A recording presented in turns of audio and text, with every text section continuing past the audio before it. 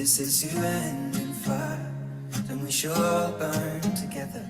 Watch the flames climb high into the night, calling out, Father, oh, stand by and we will watch the flames burn over and on the mountainside.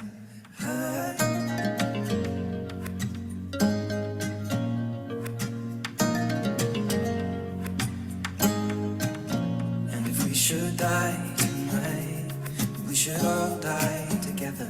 Raise a glass of wine for the last time, holding out, Father, oh, prepare as we will watch the flames burn over and on the mountainside. Desolation comes upon the sky. Now I see fire inside the mountain. I see fire burning the trees, and I see fire hollow and soul. I see fire burning the breeze, and I hope that you remember me.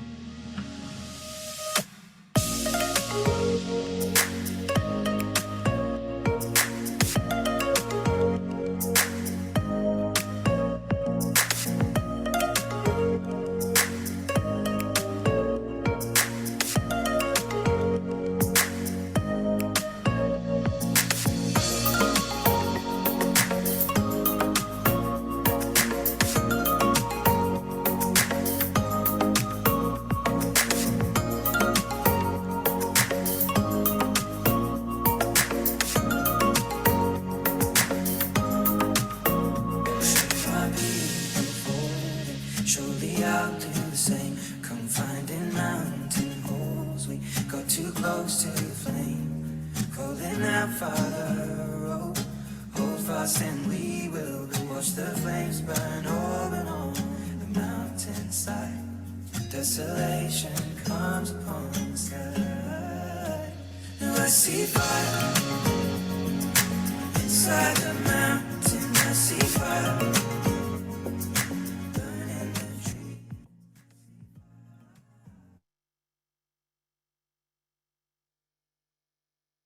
Hey everyone, thanks for joining. Hopefully the music is off and I'm not still talking over that in the background. So yeah, thanks for joining. I really appreciate you guys coming on board. I'm going to have a short apology straight off the bat. I've just come back from the UK, so my body clock and my little one's body clock is all over the place. So I've been up since 3 a.m. So if I'm a bit slower today, then I do apologize. I'll just bring Russ in there. Russ, can you hear me? Yep, hear you loud and clear. How you doing, Julian? Yeah, good, thanks. For those of you who don't know, Russ in a former life was actually English, but living on the Gold Coast now, I think I barely hear the English accent from you anymore. Really? I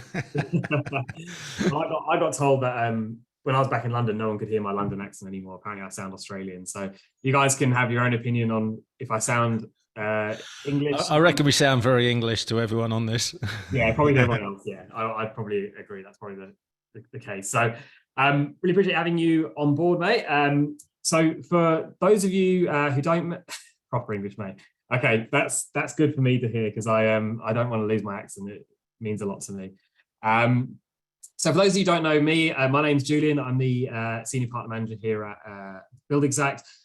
You might have been on one of these before. We've done webinars. We've had Russ on a few times, and I do a bunch of other ones from everything from finance to, having Russ on. So this one is this is the first time we've done this form of webinar. So it's on the report, the State of Residential Construction Industry. So we're going to go through that today and just kind of go through some of the key findings. I'm going to ask Russ a few questions. Please definitely hop in your thoughts, any questions you have in the chat, and it'll help us direct the conversation a little bit to what you guys want. But if you don't know Russ, I'll give you a quick, you can introduce yourself. Thanks, Julian. So yeah, Russ Stevens, co-founder of the Association of Professional Builders, business coaching for residential builders in Australia, New Zealand, the US and Canada. Awesome. Definitely check their website out, guys, if you haven't already. A lot of what I learn when I speak to builders are from people like Russ, because that's your bread and butter, really, Russ, isn't it? Where you speak to builders all day long. You've built a very, very impressive business over the years, and really, we're just trying to, by doing these webinars, we really want to just give you guys on this call, whether you're just starting out or you're run a business for years now, just the best possible advice with great content from people like Russ that we can. And the more people that are successful in this industry, the more the industry is going to succeed overall. Whether that means you end up using Build Exact or not, obviously that'd be ideal for us, but we just want everyone in this industry to be a success. So let's maybe talk about the report, Russ. We're going to give you guys a link to it at the end of the webinar. We don't want you popping in and trying to read it all while we're talking. You can have your eyes and ears firmly on us, but that will be coming at the end. But Russ, do you just want to give me a bit of an intro about what is the report, who is it targeted at, how many people are responding in, and what it can tell us? Yes, so this is the State of the Residential Construction Industry Report 2023, which is now in its third year. And to compile this report, we invited the owners and directors of residential building companies doing new homes or large renovation projects. We invited those owners and directors of those companies to take part in a very comprehensive survey.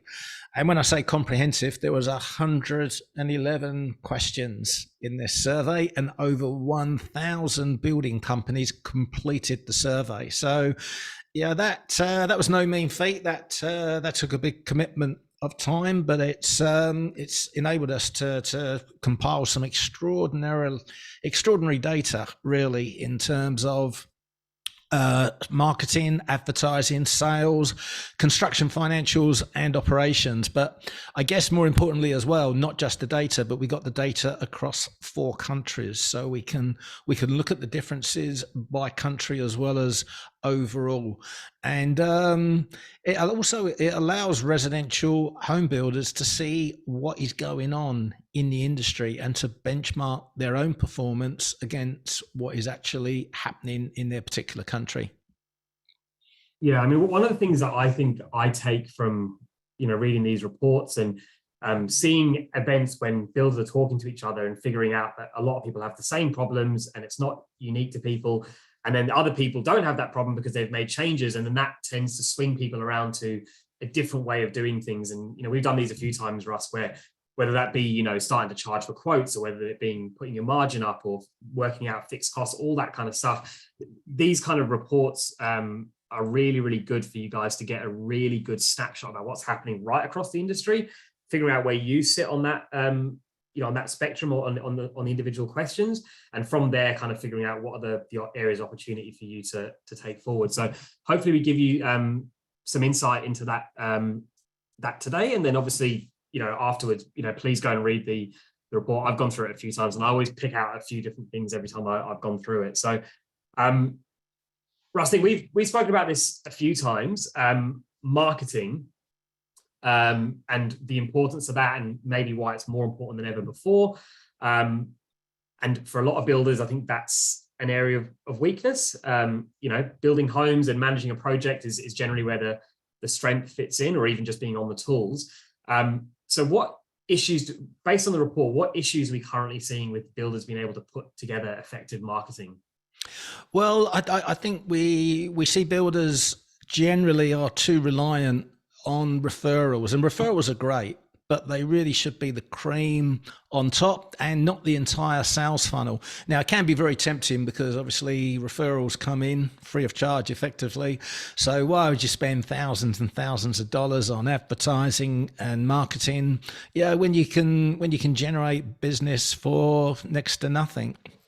But the truth is, every builder that I speak to that relies on referrals are not achieving the margins that they could be achieving if they generated more demand, because margins at the bottom line is margins are linked to marketing.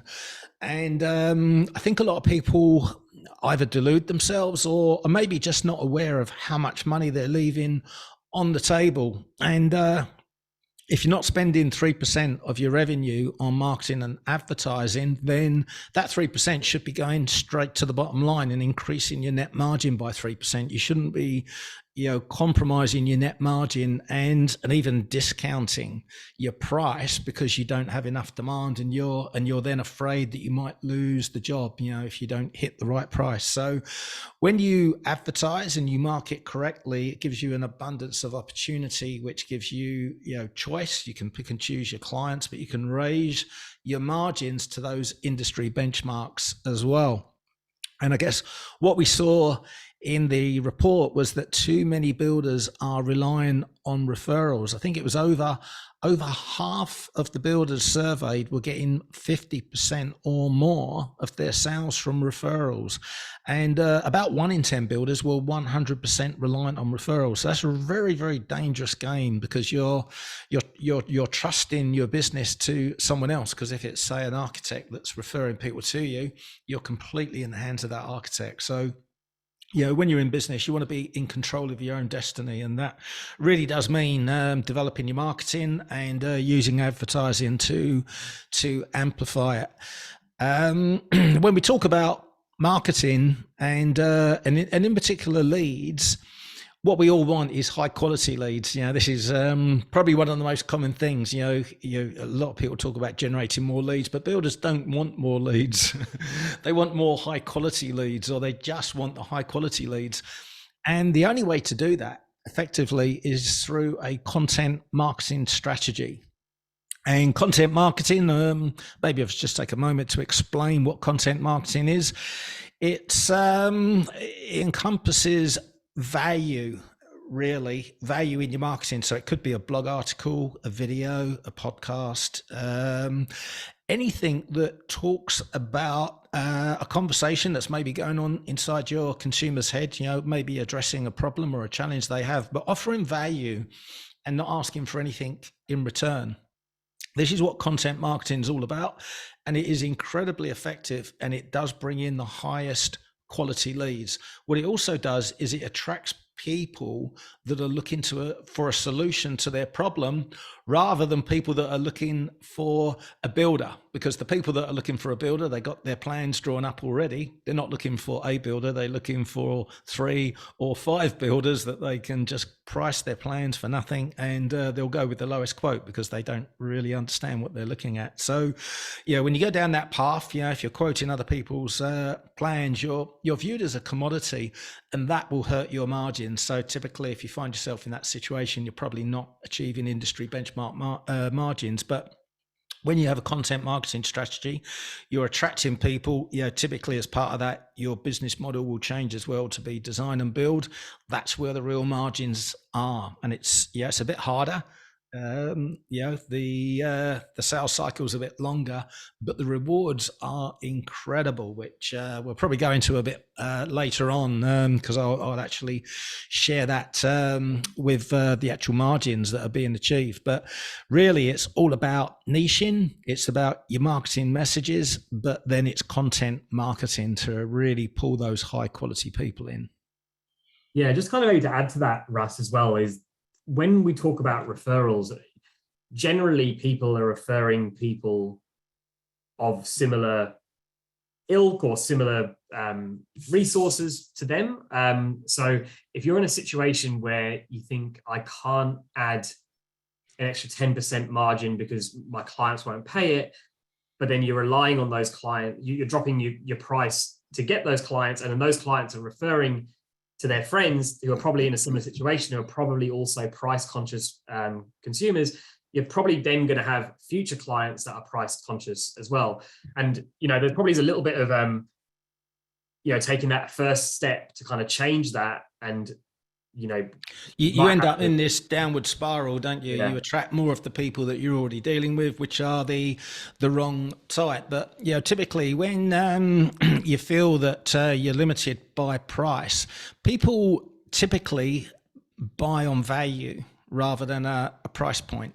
It's very hard to put a price to a building, a home, especially when it's a custom home. So they'll actually pay for value. So especially if you're doing custom work and you're struggling to hit the margins that you need to be hitting, it's a clear indication that your business model is failing. And by that, I mean your marketing is failing. It's failing to demonstrate value. Your sales process is failing as well. So it's honestly, it's never really about price in the end. That's the most common thing consumers tell builders. They say, I went with another builder because the price was lower. Now, I mean, do you think that is a truthful reason as to why they went with another builder? Because, in most cases it's not. But the reason they say that, it's the quickest and easiest way they can get rid of you. Because, if they have decided to go with another builder that showed value, they feel more comfortable with, they're not going to come back to you and say the other guy showed more value and I feel more comfortable, I trust him.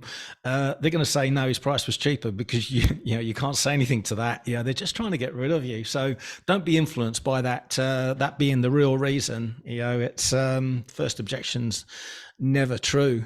I've just seen something actually in the chat, Julian. Sally was saying 3% of gross sales recommended spend on marketing.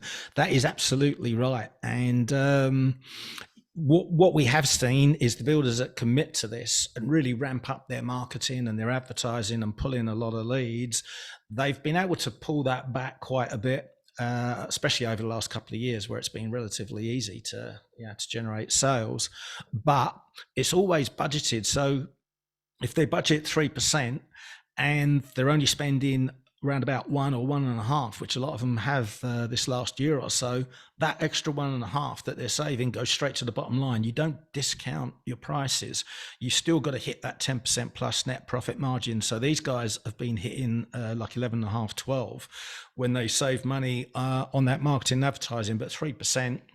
That's the benchmark. And if you're not spending 3% on marketing and advertising, I guarantee if you're doing new homes, you're not marking them up by 33%. If you're doing renovations, you're probably not marking them up by 55% plus. And, it is linked, believe it or not. Yeah, absolutely. I mean, and I guess the start, the marketing, we'll come into this now in this next question, Russ, but the marketing is effectively the start of your sales process. Getting those good people in through the door initially is where your sales process really starts beginning. Yeah, you're setting expectations, aren't you? I mean, for starters, you're attracting the people that you want to build for, and you're repelling the people you don't, because you're very clear in your marketing. It does. They sometimes get overlooked, but your marketing does have two jobs. It's both to attract the best clients and to repel the worst ones. Yeah, absolutely. You want to get rid of the people that you don't want to work with straight off the bat. Yeah. So Russ, on that, so we've got good marketing processes in place. Then we get into the sales side of it. So we've potentially got people through the door in terms of a lead, or they've clicked on a blog or a link or something, or they might have reached out to us. What do we know about the sales process that builders are currently using at the moment? What does the data tell us in the report? Well, the data told us that 50% of builders don't have one, a sales process, that is. And believe it or not, that is an improvement on 2021, when I think the number was 45% of builders had a sales process. So it is going in the right direction. So that is a good thing. And maybe the reason only 50% of builders do have a sales process is maybe they felt they didn't need one this last 2 or 3 years, because, let's be honest, it's been incredibly easy to get sales. We've only got to look at the volume builders who signed up 3, 4 and 5 times the amount of contracts they would normally sign in a year. They signed at the back end of 2020 and early 2021, they signed an extraordinary number of contracts, which have, sending half of them bankrupt now because of the price increases. And the fact is, they could not deliver those projects within the next 12 months. They all got stacked sequentially. So they lost even more money by the time they got around to building them. But even for smaller builders that didn't overextend themselves, getting the sale has been relatively easy. We've got to be honest, leads have been flowing in. But the fact is, And this come out in the data as well, just by cross-referencing different questions. The fact was that builders with a sales process, they were 4 times more likely to achieve gross margins of 25%, which is a 33.3% markup. So cost of goods sold, materials and labor, adding 33% to that gives you a 25% margin. And the builders with a sales process, they were 4 times more likely to hit what I have identified as a key benchmark. So that's the opportunity, really. If you're not hitting these numbers, you've got to get a documented, repeatable sales process into your building company. Yeah, absolutely. I mean, look, I've done sales roles in the past as a BDM and things like that, and we always have a process we have to follow and a methodology we have to follow, and rejection rebuttals, all that kind of stuff. And if I would say to anyone is that anytime I, in sort of how old am I now? 35. The 16, 17 years or whatever I've been working, we've always had something in place, some sort of process. And always the people that weren't very good at sales were the people that didn't follow anything. It was like they just had, pick up a phone, call someone, and didn't have any way to take it forward and what the direction of the conversation was going to be and how they were planning on closing. So even if you just start off with something really small and some simple steps, that's a really good place to start doing something, because and this will kind of lead in again, we're going into we're going into a sort of a rough period at the moment in the market. So sales process is going to be a lot more important. Now, I forget the number off the top of my head. I did know it, but the interest rates going up has absolutely crippled the amount of people that can afford a level of home that could afford it, a year and a half ago. Like $1 million home or $1 million loan is absolutely insane how much more expensive that has. Well, it reduces people's capacity to borrow money, doesn't it? Which Absolutely. Reduces their budget, but not their expectations.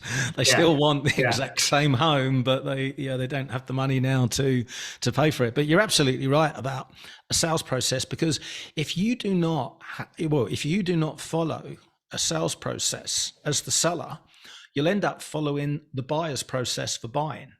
And we know how that ends up in this industry, is a year and a half of misery.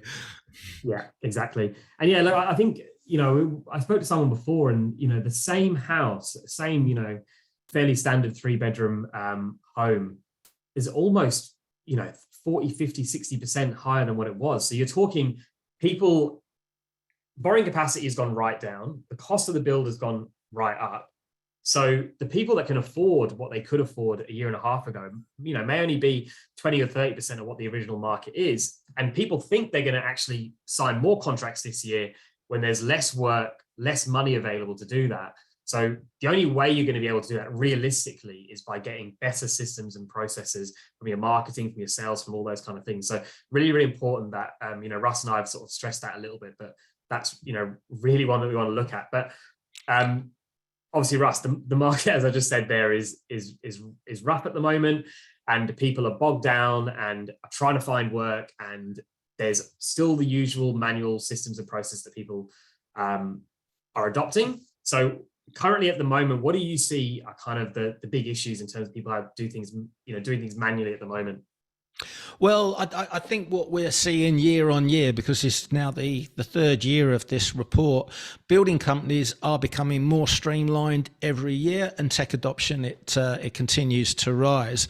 And Build Exact, they're leading that transition in Australia, where it's clearly the leading software, according to the report, for project management, estimating and takeoffs.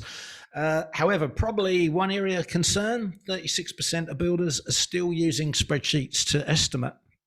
Now, 88% of spreadsheets contain errors, so that is a real concern if you're using a spreadsheet to do your estimates, especially with margins being so fine. And another surprising one, only 50% of builders actually use takeoff software, which saves a hell of a lot of time as well. So we are seeing things get better year on year, but there's still a big opportunity there for a lot of building companies. Yeah, absolutely. I mean, I do a lot of events. Some of you guys may have met me at an event before. And the amount of people that I speak to and that are still doing things manual. And, you know, even some of those builders that you kind of expect to be really switched on, like the younger families or the younger people running businesses and things like that, you kind of generally expect those guys, especially who have grown up with computers, to be straight on it. And even still, we find that those people are still get kind of caught in doing things manual. They go, oh, you know, I'll get up a system or a process or whatever in the future, and then you just get bogged down and bogged down and bogged down. Well, if you don't have time now, you're never going to have more time later if you carry on doing the same thing. Exactly. And, you know, like an estimate on BuildExact is about 1 to 5 hours. Outside of BuildExact on Excel, you're looking at about 20 hours plus as well. So you're talking a huge amount of time being, you know, chewed up. And then that sort of amount of admin time gets, you know, taken away from areas like focusing on your marketing, focusing on sales, you know, trying to close, etc., all those kind of things. So it's interesting, isn't it, with technology, because, you know, in some ways it's made things a lot more competitive because, you know, in terms of advertising, it's you know, it's a lot easier for every other building company to get in front of your audience and create that, you know, additional competition. But the technology has also made it a lot easier. I mean, the regs haven't made it easier to run a building company these days. I mean, there's a lot more red tape, but in terms of the execution, you know, the planning, the scheduling, the estimating, you know, there's never been a better time, has there, to run a building company with these kind of tools at your disposal. Absolutely. And, you know, that doesn't just, obviously I'm from BuildExact, but that doesn't just stop with BuildExact. You know, we work pretty closely with, you know, people like Hazard Co as well. Like they're seeing a lot of people come on board because, you know, now safety is much bigger of a concern than what 15, 20 years ago. Yeah. And that was a real interesting one. Hazard Co being a New Zealand company, I think they dominate the market in New Zealand with safety, but to a large extent in Australia as well. And what was interesting when we looked at the data is that workplace health and safety in the US, it is way behind in terms of the building companies that use software to manage their workplace health and safety. And it's such a complex thing, isn't it? Managing all that paperwork. You think, how on earth can you run a building company and all that paperwork and obligations without having dedicated software? But looking deeper, there is no viable alternative, really. There's nothing like a Hazard Co in the US. So it's really interesting because it's obviously Hazard Co have kind of driven this adoption. It's the software companies that are driving this adoption and systemization and effectiveness, the streamlining of building companies.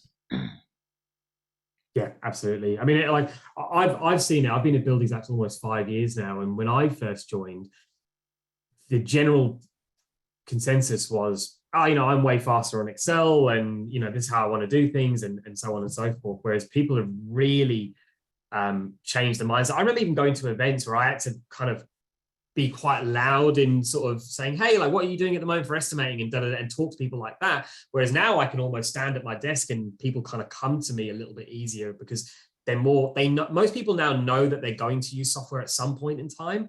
And it's just that kind of getting the right time to do it. But like we've said before, the right time is always yesterday. So so by default today. So yeah, definitely get using software if it's gonna, you know, help your business that much. I'm just cautious about running out of time on this for us. So I might move on to the next one. And we're going to talk about financial performance. There's a few questions I'm going to go through on this one, and there's going to be a bit of a theme, you know, on this and why it's so important. But there's a bunch of information in the survey there that really highlights that builders don't necessarily know the data, know what the data means, and how to sort of act on that. So can you kind of give us a little bit more information about some of the key findings that you've had from the report on the financial side of it?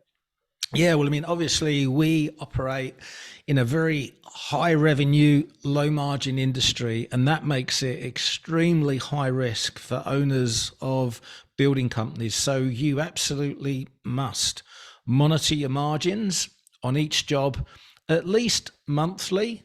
But, you know, we've been working with our members over the last couple of years where prices have been rising so fast, and getting them to monitor their margins weekly on each project because it was changing, that quickly. However, only about 60% of builders actually monitor their margins on jobs, and 15% of builders don't know what their margins are at all. And with 18% of building companies operating on less than 2.5% net profit, that's a massive concern. So, you cannot operate on such tiny margins without knowing exactly where you are to the very last cent every month. So it is critically important that every builder tracks their actuals versus their budget. And this is another reason why you need estimating software. Yes, it can be done in a spreadsheet, but trying to do this part is quite complex in terms of formulas with a spreadsheet, and it's not always very accurate. But it's very important that every owner of a building company, once they've set their budget, they actually measure the actual invoices coming in, and they're aware of overruns and underruns, because that's golden information for your next job. And that would need to be fed back to your estimator, to your management team, so that your estimates continually evolve and get better and better. Because it could be a blowout on pricing, which needs updating, or it could be a blowout on timeline. So we need to update the future schedule, the templates, to make sure we're allowing enough time. But it's so critical, because what you're really looking for when you monitor your margin, let's say monthly, you're looking for very small changes. Ideally, the margin is increasing, might only be by 0.1 or 0.2% a month, but it's gradually going up. That is a very well-run building company that is all across it on their projects. What you tend to see with people that are maybe not across their numbers as well as they should be, it might be going okay, and then all of a sudden there's a massive loss. Probably in the last week of the job, when all the losses are realized on the different cost centers. You don't want that. You want to be understanding where you're losing money as you go along.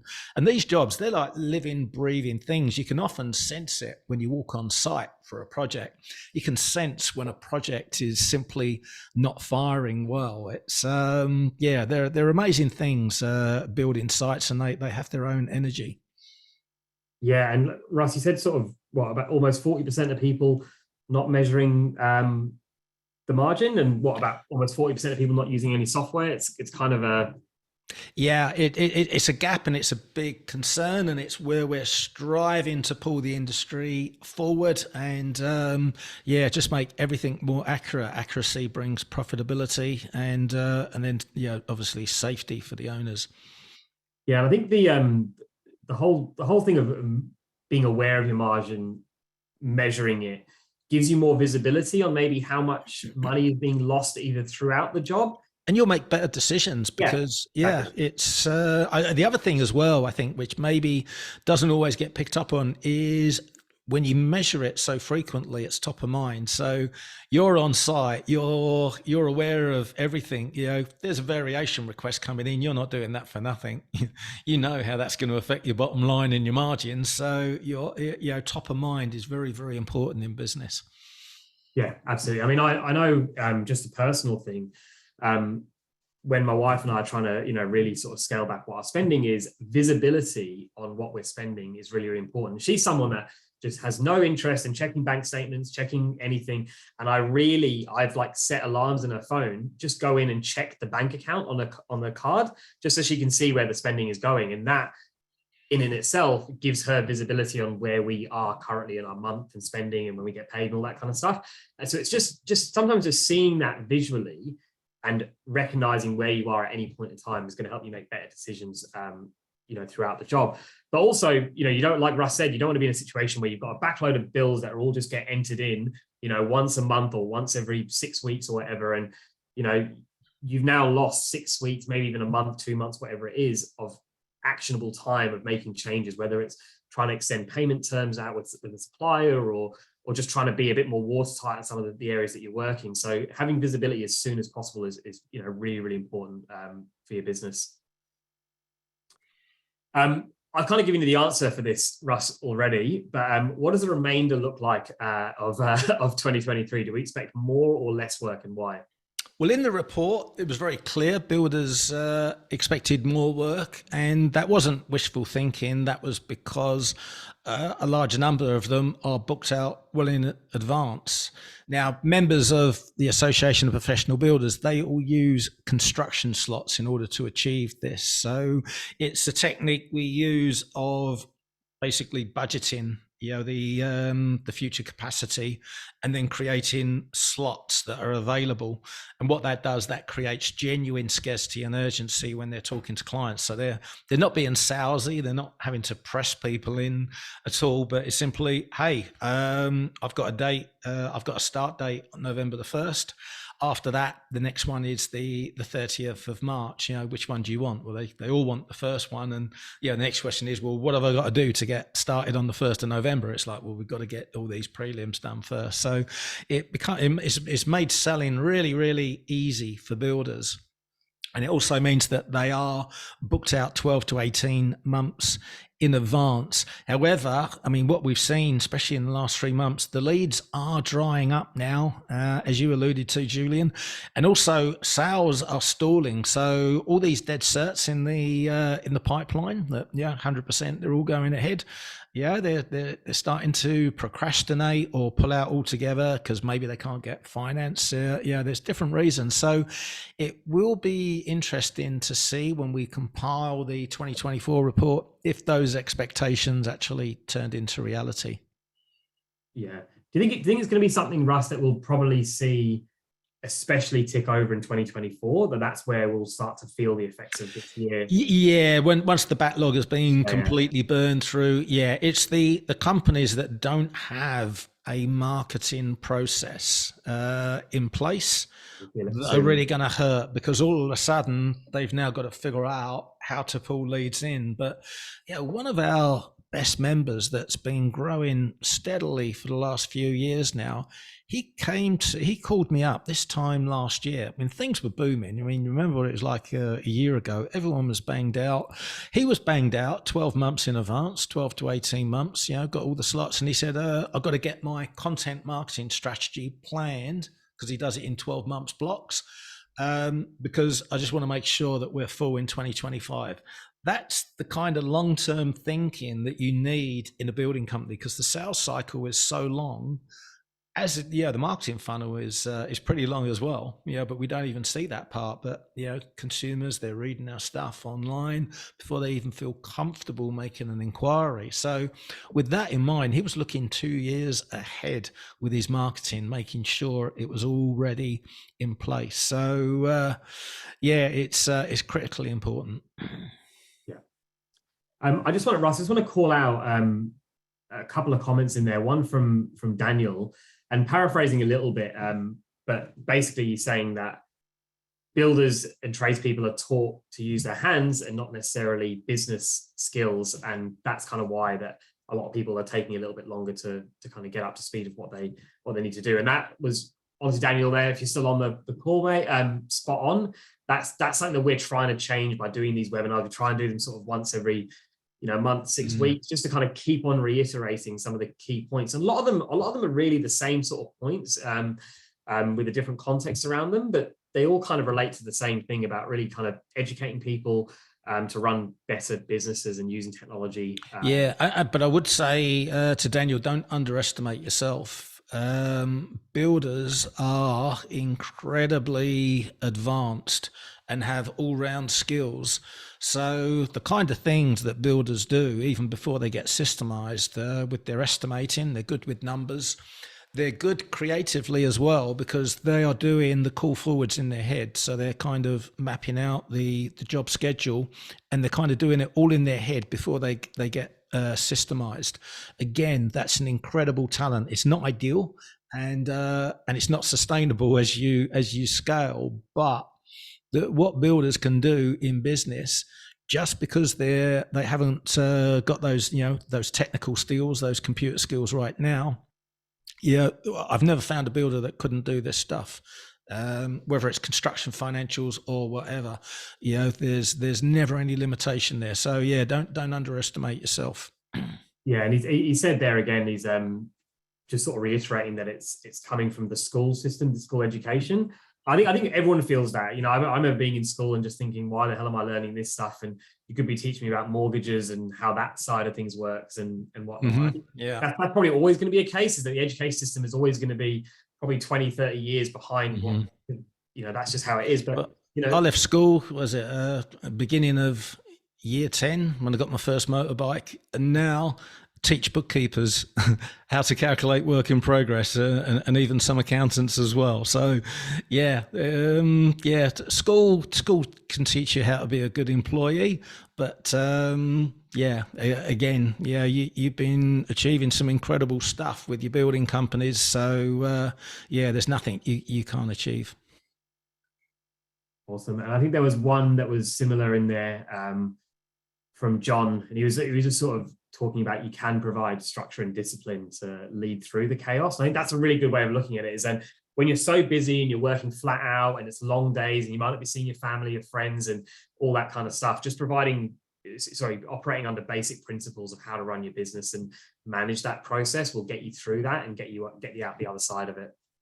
Yeah, I mean, there's a lot of general business principles and practices which apply to building companies, but I guess specifically in the sales and the marketing, that's when it's very, very different in our industry. And I kind of hate that. Well, our industry is different, but it is in the construction industry. It doesn't follow all the general advice. One thing that comes to mind is the length of the sales cycle. If you follow general advice from a marketer or a sales guru, they'll send you bankrupt because they just don't understand how long it takes to get a new lead into a paying client, and they'll burn all your cash before you actually get an ROI. Yeah, especially when you're a paying client, hundreds of thousands of dollars, maybe over $1 million, as opposed to a few grand. Russ, the survey kind of identified some of the big challenges that people have with running jobs and managing them financially and just in general. Can you run through some of those examples? In terms of what, like the stuff they use and how they fund it? I mean, how accurate the costing is. Were we over budget? Were we under budget? Time, was it delivered on time, off time? And then while they're actually managing the job, what some of the challenges that they face now? Obviously, last year we had significant material increases and things like that, labor shortages. Yeah, look, I mean, this is where no matter how good the system, if you're putting rubbish into it, you're going to get rubbish out. So it does take a full commitment to get things accurate. And I guess one of the hardest things for builders over this last couple of years has been the rapid rise in pricing, but also the fact that orders weren't getting honoured and they were getting changed. So the builder's already gone to contract, on fixed price contract. And as we know, in places like Victoria, it's illegal to even think of putting a cost escalation clause in a contract below 500,000, let alone do it. So builders have been horrifically exposed to factors out of their control. However, things are starting to settle back down again now in terms of those increases. So one of the most important things I think you can do as a builder is, as soon as that contract is signed, you've got to get the orders out there, because most of them will be held now, even when there are price increases, as long as you've got those orders out there. So you're signing fixed price contracts, so it's all about managing your costs and your risk there. So that's an important factor. And again, software allows you to do that very, very effectively and quickly. Yeah, awesome. I had heard, Russ, that it was about 40% of jobs were over budget, which is probably a lot of that is because of the last year that we've had with price rises Yeah. after. It's twofold, isn't it? Because they go over budget. I mean, yes, because of price rises, but also because of these delays we've experienced. Supply chain delays. Labour shortages in the industry are hurting as well and causing delays. There's one calculation that we always get our members to do, and that is the cost per project per day. So, if you look at your fixed expenses and divide them by the number of projects that you're running, and then days, working days in the year, you can come up with this cost. And it's kind of an invisible cost, but it does destroy your net profit margin. But if you want something a bit more tangible, just think of it this way: look at all your expenses on site that if you extend for a week, those expenses keep racking up, like scaffolding, for instance, or even site fencing and we're both thinking the same thing. But these are all expenses, and when the painter pushes you back a week, and it's sequential, it's there's other stuff dependent on it, so that's going to push the timeline out for a week. All those expenses are coming out of your net profit, not your revenue, not your gross profit, but your net profit. And those net profits, as we've seen, are already pretty tiny. So that's what really hurts builders. But really, that's the tip of the iceberg, because it's the fixed expense ratio. Once you understand that, you'll really see how profits are destroyed by these delays in building companies. Yeah, absolutely. I was literally just about to go into that point about the overruns and how much extra it's going to eat in to people thinking they're earning way more money than they are on their margin side of it. And obviously the subby delays are, from my understanding, Russ, that's relaxing a little bit now. Like the subbies are. Look, there's still labour shortages, and I think one of the big problems we've got in Australia as well is with apprentices, because although they're being attracted into the trades, they're simply not staying.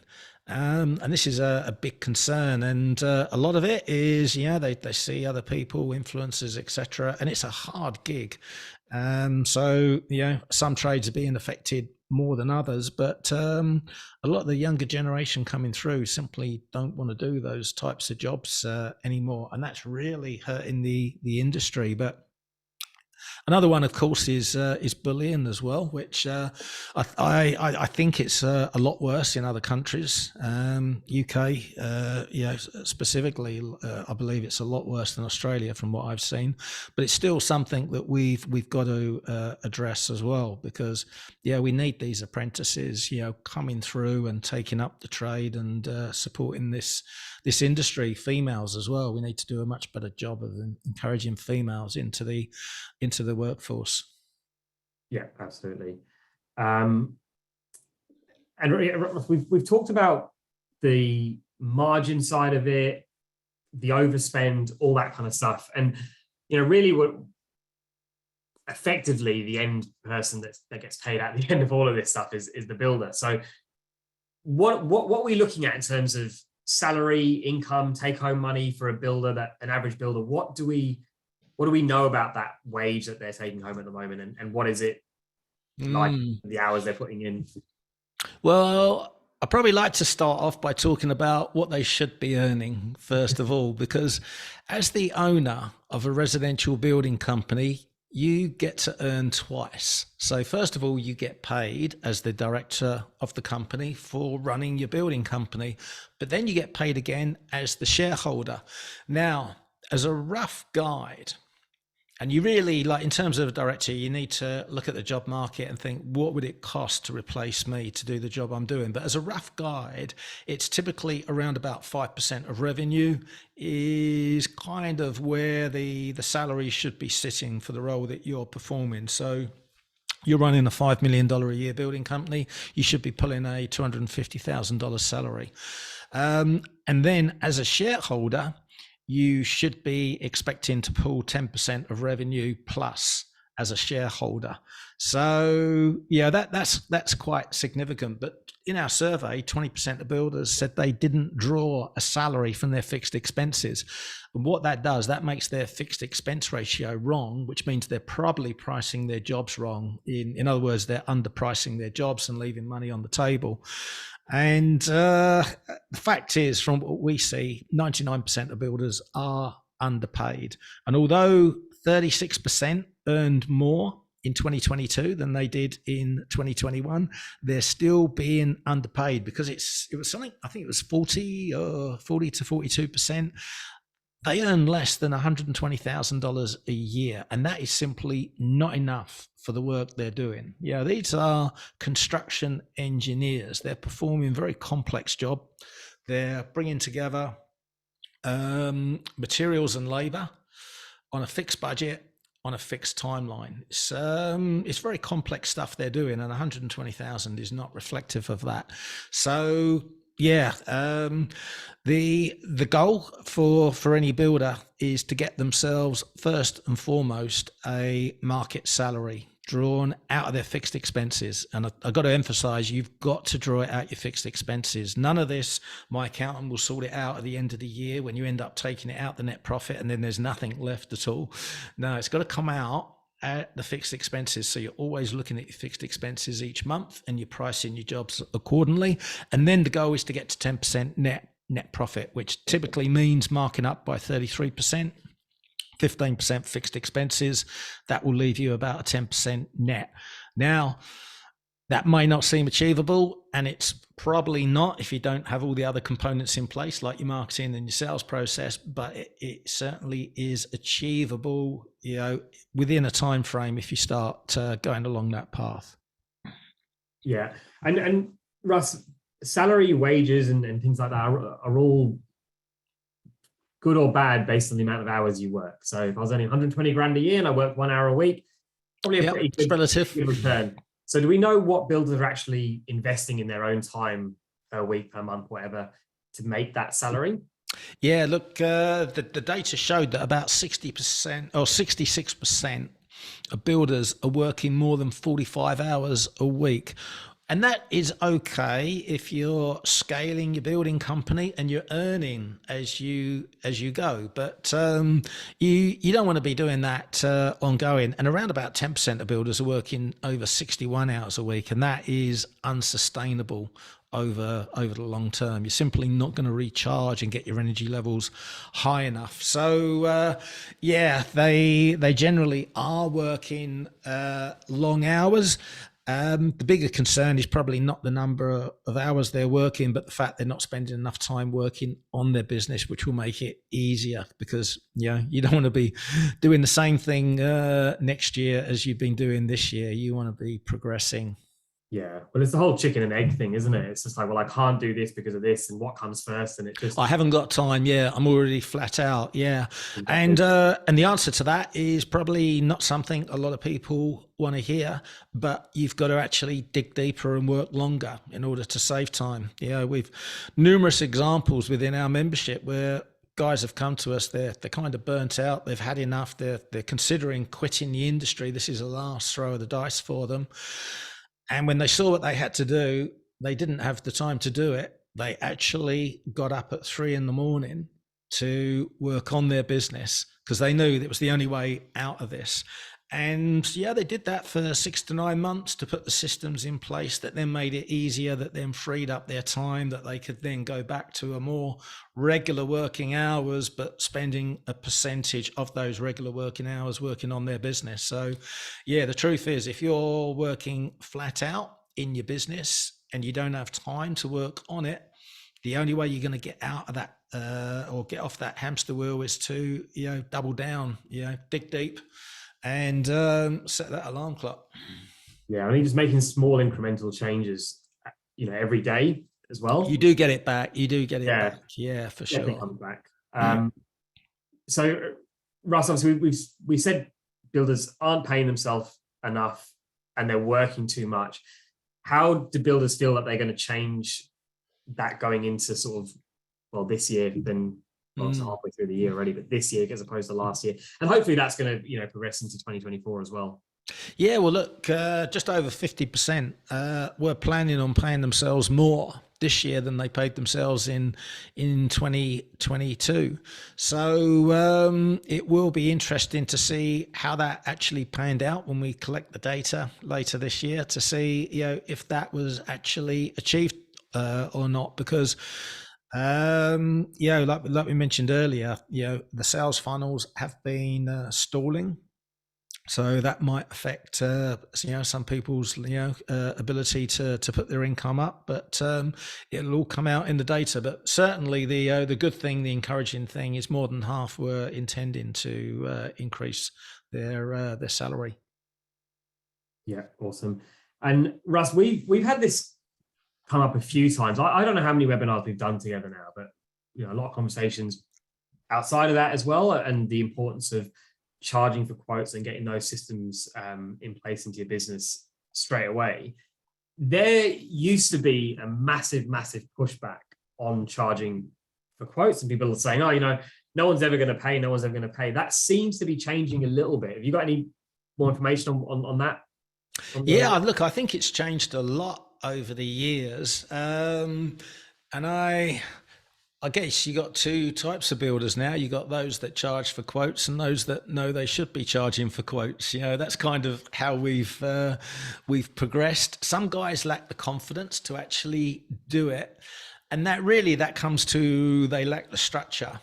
But the secret, and I think this is what catches a lot of people out, everyone thinks it's all about charging for quotes, but the secret is not to charge for a quote, but instead charge for a service. Now, let's be honest, consumers do not understand the difference between an estimate and a quote. So if you tell them you're charging for a quote, they're thinking, well, this other guy said he'd give me a free estimate. They don't understand that, the estimate is not worth the paper it's been written on and took the guy like an hour.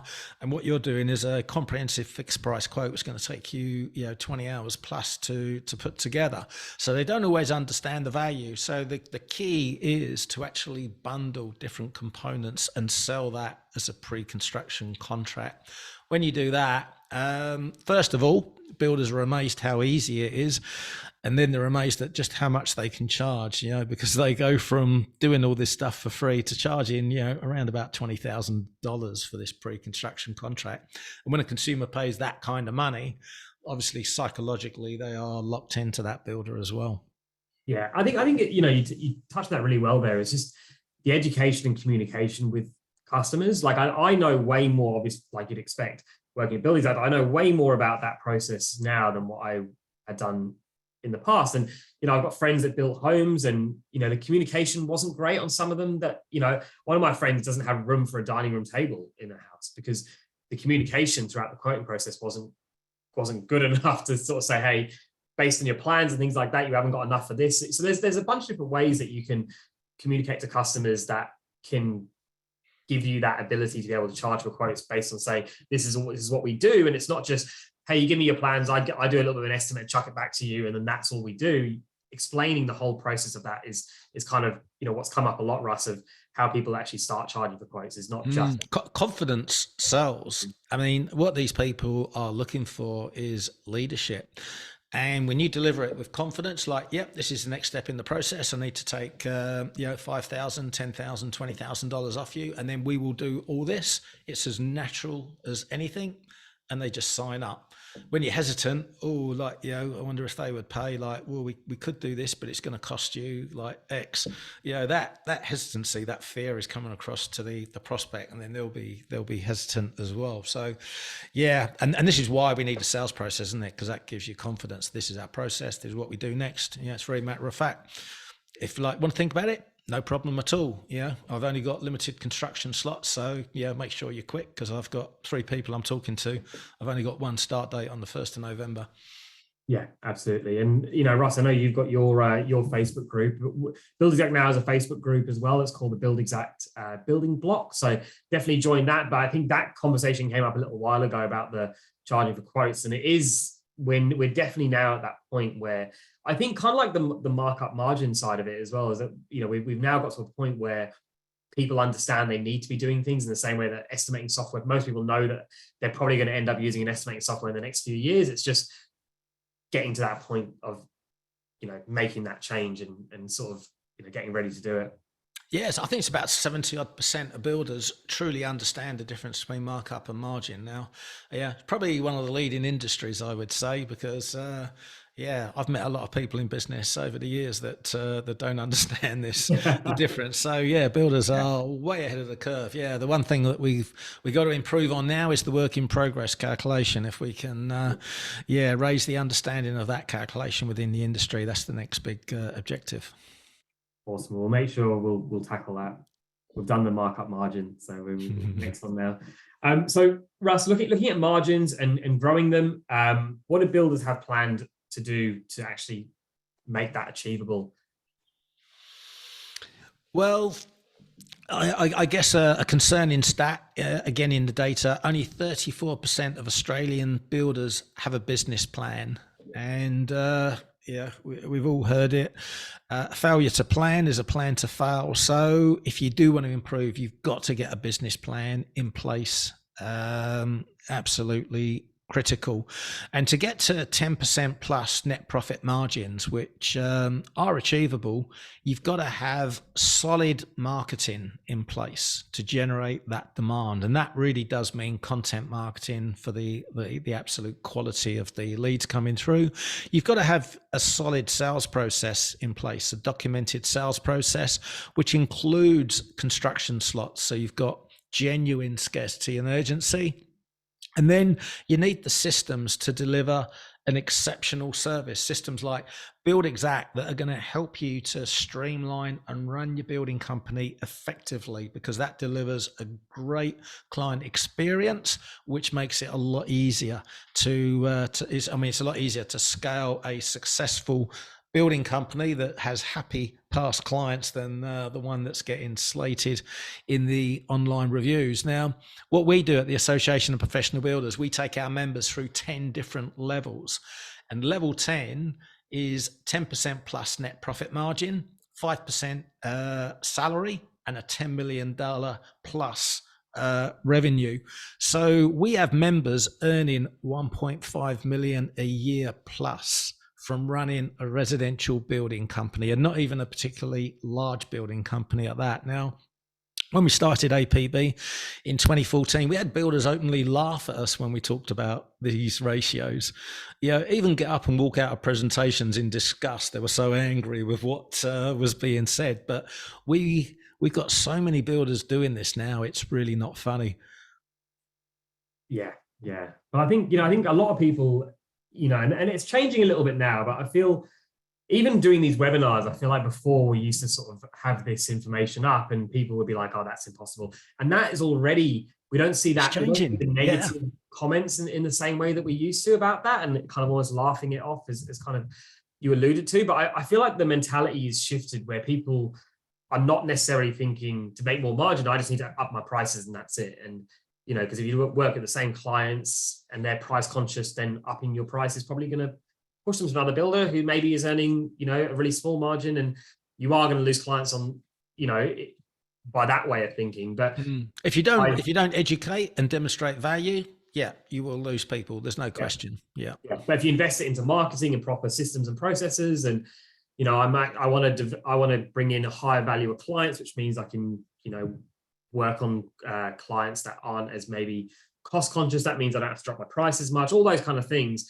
And those systems and process that you can change end up filtering into that margin being taken from, here to, if you can see my fingers what I'm doing. And upwards, I like to think of net profit margin as the scorecard for a business. And it's a reflection of the value you're delivering to the marketplace. So if you're down here, you're simply not delivering enough value. Whereas you're up here, you've got everything firing. You've got your marketing, your sales, you've got your delivery, all firing. Yeah, absolutely. Well, Russ, that rounds up all the questions I had for you on the report. Do we want to add in the link now, or do you want to work through some of these questions and comments and stuff in the chat? Oh, should we answer a couple of questions first? Maybe give anyone a chance to type any other questions in, and that way the link won't get buried in the chat. Yeah, let's just I'll just go through in case I've missed anything. So there's been a little bit of conversation actually in the chat, which is great. I'll tell you what, shall I put the link in now in case there's anyone that, if they wanted to download the report, it's a free PDF. You can buy a hard copy. Actually, we give the hard copy away free. We just ask for a bit of postage and packing to be covered off, and we'll send the actual hard copy report, which this is the hard copy. Beautiful report. But you can order that as well if you like. But there's a link to the free PDF I've just put in the chat, so you can help yourself to all that information.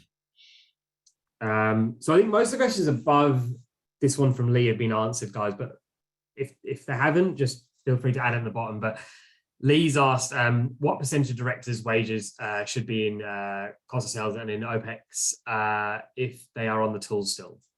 On the tools, well, it's going to be it won't be the percentage of time they spend on the tools. It will be the rate to do that job on the tools. So the carpenter's rate, that is what needs to go into the budget when you're estimating. And then as the work gets delivered, you would do a journal entry, to actually cover that.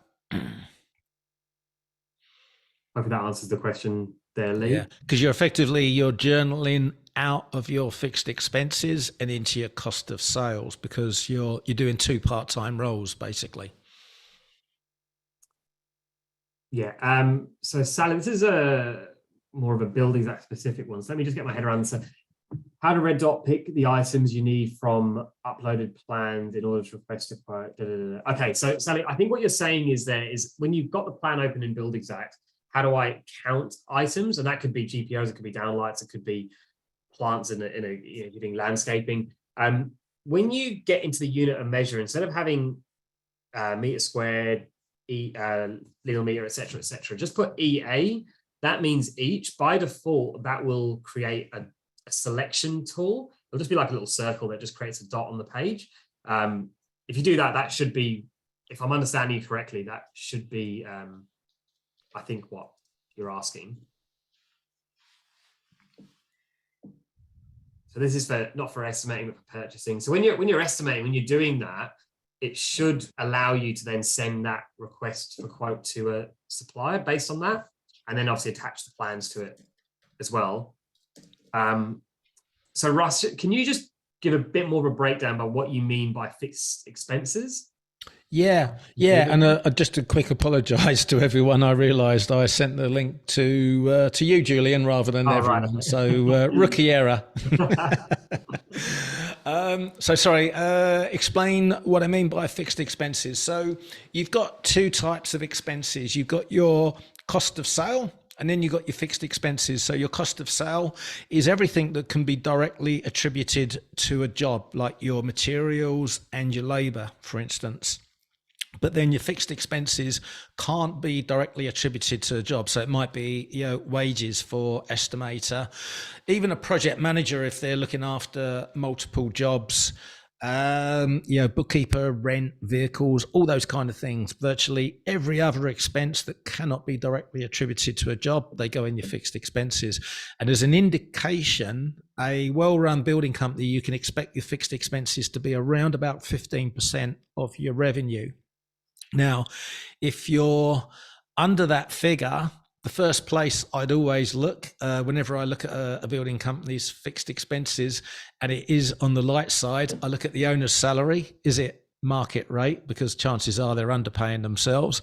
And the other place is marketing and advertising, because if you're not investing 3% in marketing and advertising, if you've got all the work you need, fantastic, you should be getting 13% net.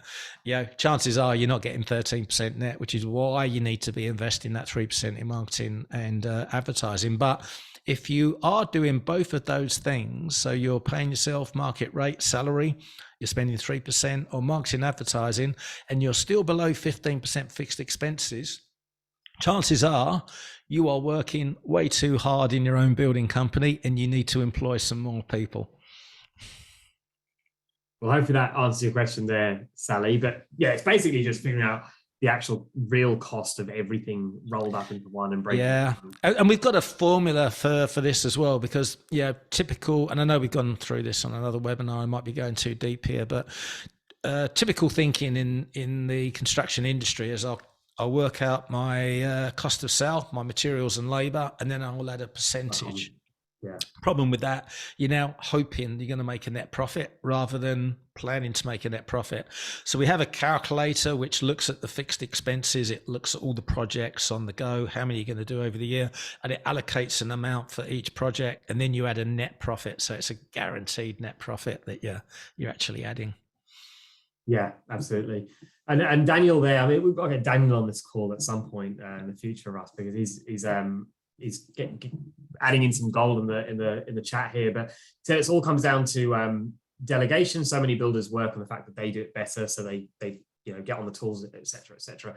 And I think this kind of like something I was thinking about earlier on. We're talking about just work harder and you can get up a bit earlier and get that stuff done. There are ways around doing that. So for example, if you're finding that you're getting absolutely bogged down on the estimating side of things, and say you want to use Build Exact in the short term, but you're like, I need to get upskilled and learn Build Exact while also keeping my my business ticking over, you can outsource a couple of estimates to a potential external estimator.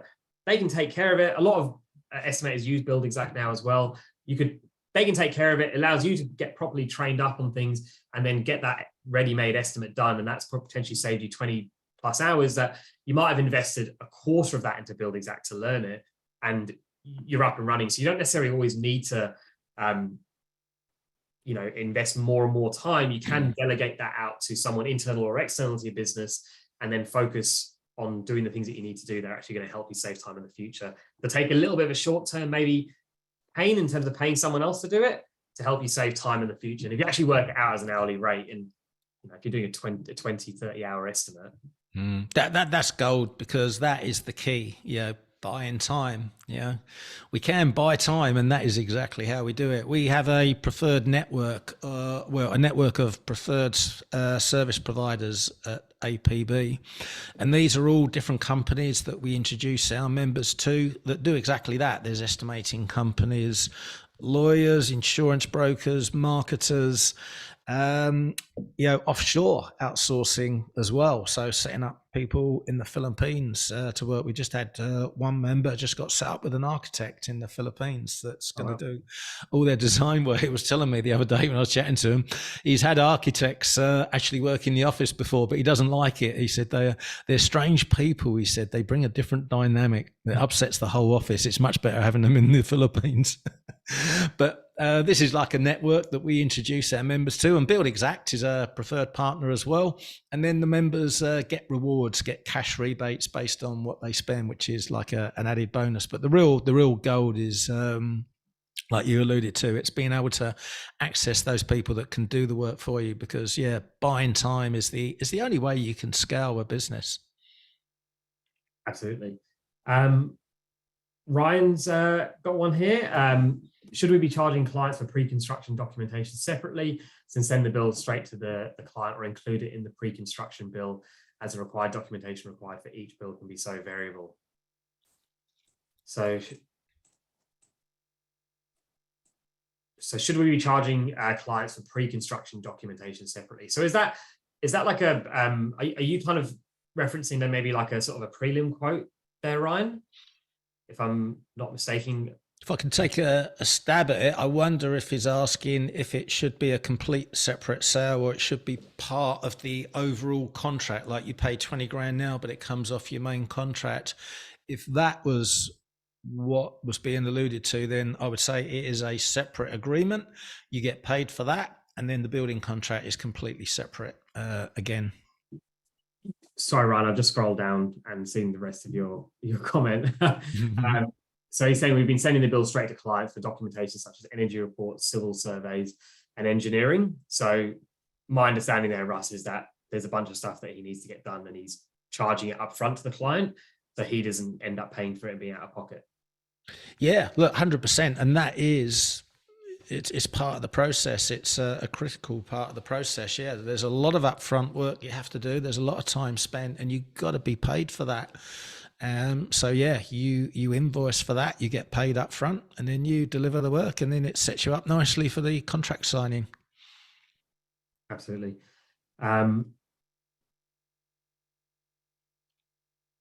Russ, there was Alina's just mentioned there that she hasn't seen the report come in via her inbox.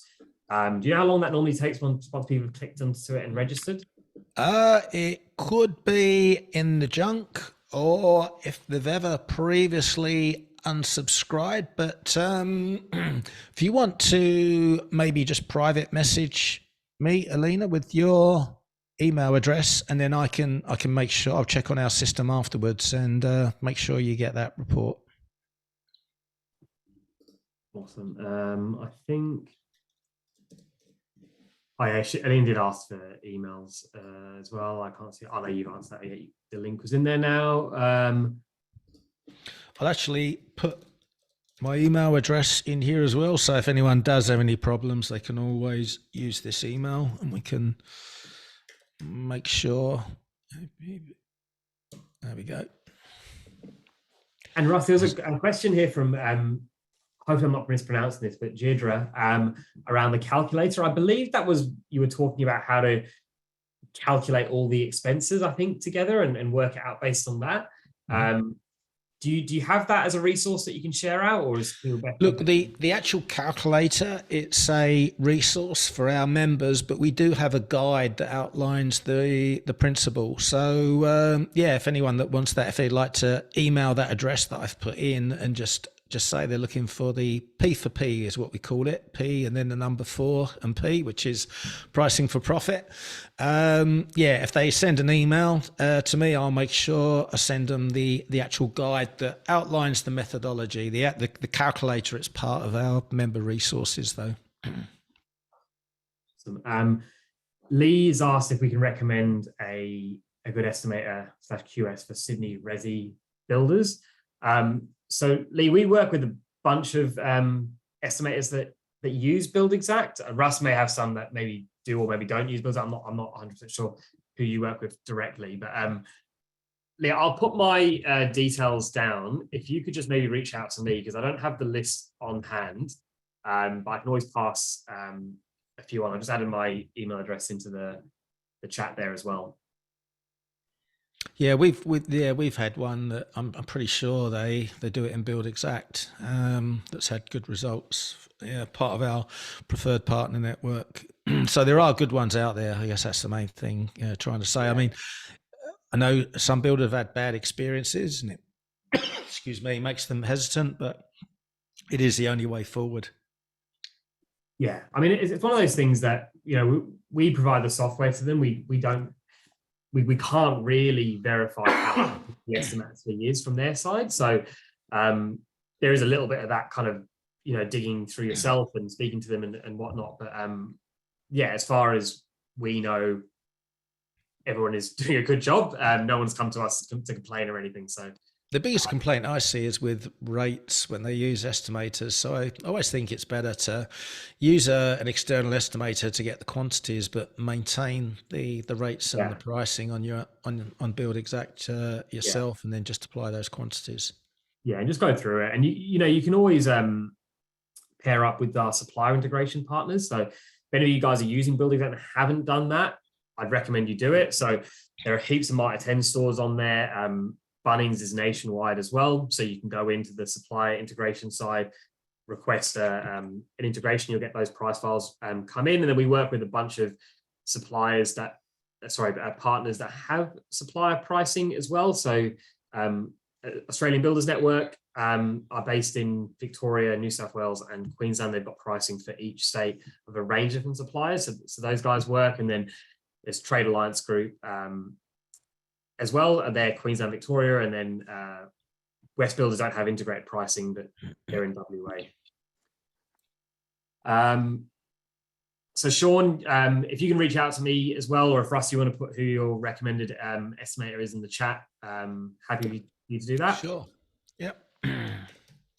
But yeah, reach out to me, guys, if you want to build. If Russ's estimator doesn't use Build Exact and you want a specific Build Exact estimator. Okay. Yeah, we've got the report has been delivered. Awesome. So it's definitely working. Oh, do you know what, Russ? I did the exact same thing as you of putting my.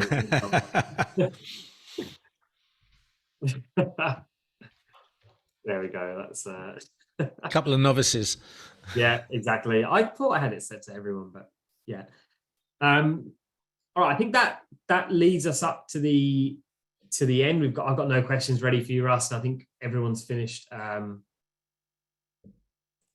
on here. So Eli says TCAs who they use already. So Yeah, I've heard nothing but good reports about those guys. awesome.